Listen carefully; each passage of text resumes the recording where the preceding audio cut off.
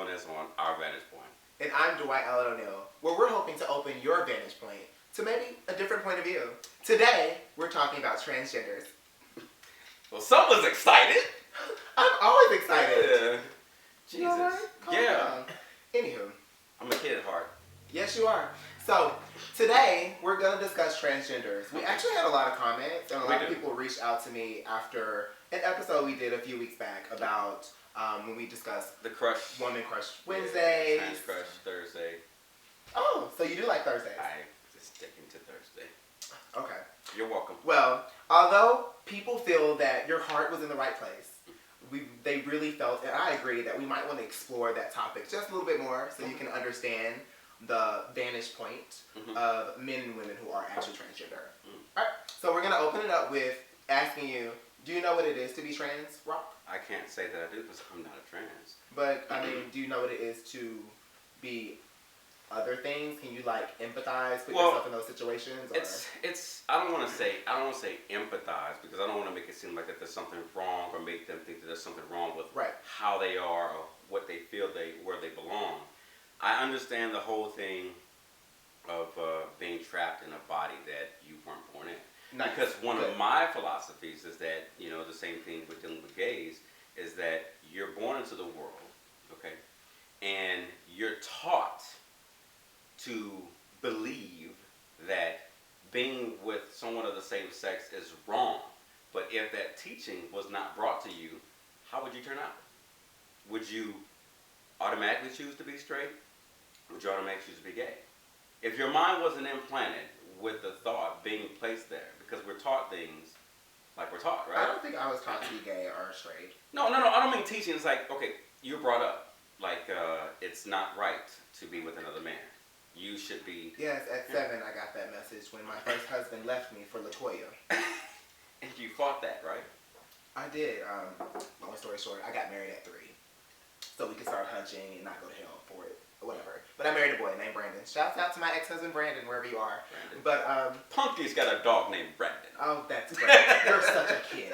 Anywho, so basically what we're going with this is, okay, I see where you're going with it. Like, how can I understand something if it's not of me? I mean, I would want to, but I want everybody to know I don't have nothing against trans because I know a lot of them. Like I discussed in an episode that a real close friend of mine, she went through that transformation. I did not know. Did you just say she? I did, because that's what she is now. Here we go. Here we go. Well, let me. But before you physically saw her as a she. Let me explain before you get on defensive. Okay. And I think some of our viewers will understand. We don't. Those of us that don't understand it like you do, look at it differently.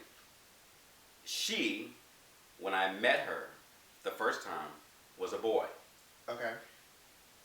I'm not Professor Xavier nor am I Jean Grey, so I did not have the ability to see beyond the boy. So when you first met her, you saw her as a boy, and she had not explained to you that she wasn't a male. I saw her. So that's why you were calling her. I saw her as a boy. Okay, I didn't understand that in the episode when you said that. Yeah. So now that you're clear, I saw her as a boy. I get it. I understand. Now, after we had the discussion and she talked to me, she explained how she felt and how she was going through those transformations. Okay. But the only way that I found out was if it said to me.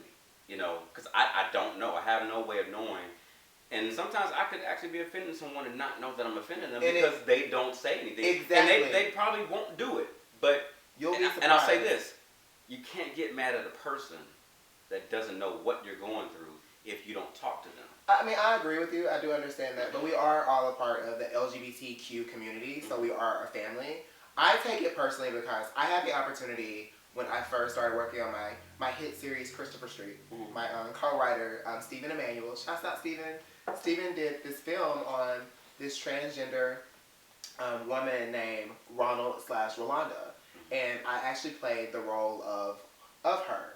And in the role, it was actually her before she made her physical change. It was her looking like me, minus the facial hair, because I was much younger and thinner then. But it was me physically looking like Dwight and Rock. And when we debuted the film and we spoke in front of a group of all people in the community, I kept referring to Ronald as he. because I only saw him as he.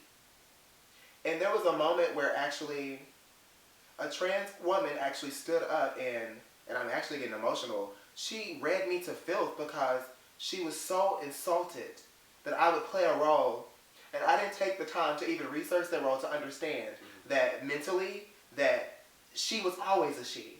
She was just put in the wrong body. In that moment, I realized how challenging it must be to not identify with who you are on the outside, but on the inside you feel completely different. You feel left out. You feel like you don't include. You feel like when you're in the locker room with the boys that you're in the wrong place, that you don't love yourself because you don't love this outer core. So that's why I take it so personal and I go above and beyond. Prime example, Caitlyn Jenner. It was so easy for me to go that transition of calling Caitlyn, Caitlyn and she. Like, I instantly I was like, that's not Bruce to me anymore. That's Caitlyn. And I called her she. And I mean, and I was so insulted when I would see people comment and continue to call her he when that's not who she is, you know. And it made sense on why she was so quiet and standoffish when you see like the Kardashians, all that, because she's always felt out of place. Right. So that's why. And she mentioned that when she accepted an award, and you know she made a statement. She gave a story about that, and I understand. And I empathize from that perspective because when someone stands up and they make the point clear, like, well, you don't understand what we're going through. You don't understand what we're dealing with. Okay, but now I do because now you're saying something. And that's one of the issues that may be the same thing with dealing with gays and LGBTQ communities, that if we don't say anything and make our voices heard, then no one's going to understand. And the wrong label, if you will, is going to be placed. So I would say something like, do you think you're an easy person to open up to, though? I mean, do you think that with your strong stance, because you're a very dominant man, do you think that maybe if you did have someone in your life who might be trans, that it would be easy for them to talk to you about it that way? When them hearing you say, oh, he was this, or he, yeah. she, yeah. He, she, because that type thing. They would look at she, but I think they would understand, because they know the type of person I am, is that I'm the type of person that you have to explain stuff to, especially if it's complicated when it gets to things like that. I'll listen to you. I'll tell you. She knew that she could come to me and talk to me about anything. Well, Aquarius are great listeners, I will say that. Thank you. Because at one point, we had a connection, you know, and A connection? Yeah. Like a connection or a connection? We worked together. Or a connection? All of the above? Yeah, something like that. Okay. And when I first met him, you know, and then as I talked to him. You connect with lots of models. I do. I fucked them. I fucked the models. You're such a kid. You're really cracking me up right now. You know, that I'm trying to explain to these people.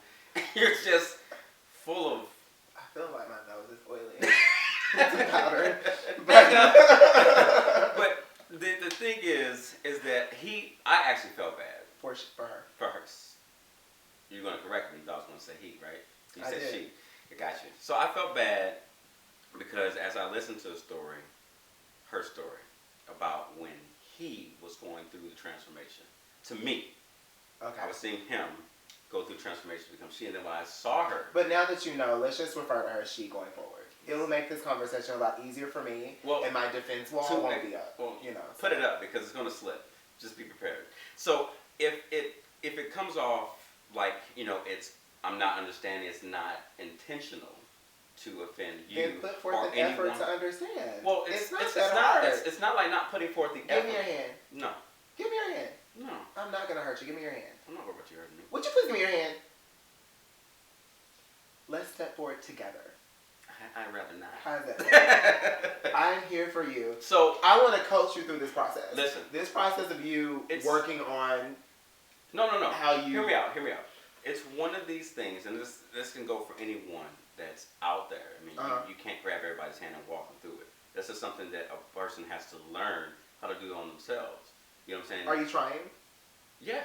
Because that's the only, I would say, Ascension is probably the only transgender that I'm really close to because we have a connection. Okay. And I felt bad because she told me the story about when we were doing like the Latino Awards because she was there, and I felt partially responsible for him not wanting to, her not wanting to come out to me because she thought that something was going to happen between us, and okay, it makes sense now. yeah, and it was tight. I felt bad. I felt really, really bad. I apologize. Would that have made a difference? I apologize. Because I mean, you are into women. Well, I don't date transgender. Okay. So her feelings were correct. Her intuition was correct about how you reacted. So that's why she chose not to be transparent about her truth. At that time. Okay. Yeah. But I did. But feel now bad, she sees that you're a trifling piece of shit, so she doesn't have to do it. No. And that's all our time for today.